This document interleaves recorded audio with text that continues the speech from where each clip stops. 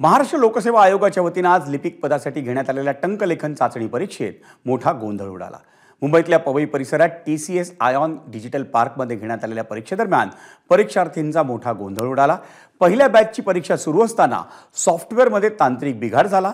त्यानंतर आज आणि उद्या होणाऱ्या परीक्षा ह्या पुढे ढकलण्यात आल्या आहेत। त्यामुळे परीक्षा केंद्राबाहेर विद्यार्थ्यांचा मोठा गोंधळ उडाला। महाराष्ट्राच्या विविध भागातून हजारो विद्यार्थी या परीक्षेसाठी आलेत।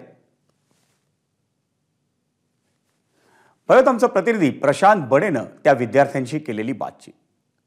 पवईतील आयॉन डिजिटल झोन या ठिकाणी MPSCच्या जे क्लर्क पदाच्या टंकलेखनाच्या परीक्षा आज आणि उद्या होणार होत्या त्या आता रद्द करण्यात आलेल्या आहेत। मात्र सकाळी ज्यावेळेस हे विद्यार्थी परीक्षेसाठी बसले त्यावेळेस सॉफ्टवेअरमध्ये प्रचंड जो डिस्टर्बन्स होता तो होता, ज्यामुळे विद्यार्थ्यांना मोठ्या त्रासाला सामोरं जावं लागलं।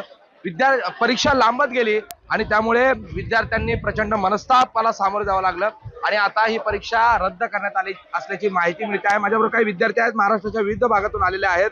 आता नेमकं काय सांगण्यात आलंय, तुम्हाला किती समस्येला सामोरं जावं लागलं? सर, आता सांगण्यात आलंय की 1 आणि 2 तारखेचे जे परीक्षा आहे ते पुढे ढकलण्यात आले आहे आणि ते अनिश्चित आहे। 21 तारखेनंतर ते कधी नव्हत घेण्यात येतील, त्याच्याही तारख्या दिल्या नाही। आता मी आलोय मलकापूरहून, बुलढाणा जिल्ह्यामध्ये। मला यायला जायला आणि जो मानसिक छळ झाला, माझी एक्झाम झाली होती, माझी पहिल्या शिफ्टमध्ये एक्झाम झाली होती। मी 8 वाजेपासून ते 1 वाजेपर्यंत एक्झाम सेंटरमध्ये होतो।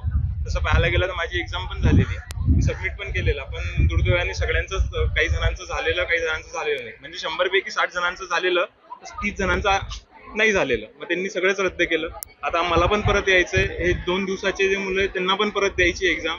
आणि हे कोण घेते? म्हणजे 5 आणि 6 तारखेला, 6 आणि 7 तारखेला सुट्ट्या आहे, 5 आणि 6 तारखेला त्या दिवशी घेणं त्यांना काय अडचण आहे? त्यामुळे या सगळ्या प्रकरणामध्ये TCS कंपनीकडून तरी आता त्यांना सांगण्यात आले की पुढे ढकलण्यात आलेली आहे। मात्र प्रशासनाने याकडे गांभीर्याने पाहणं गरजेचं आहे, कारण महाराष्ट्राच्या विविध भागातून ही हजारोच्या संख्येने विद्यार्थी या ठिकाणी येत असतात आणि त्यांना मोठ्या प्रमाणात मानसिक त्रासाला, आर्थिक त्रासाला सामोरं जावं लागतंय।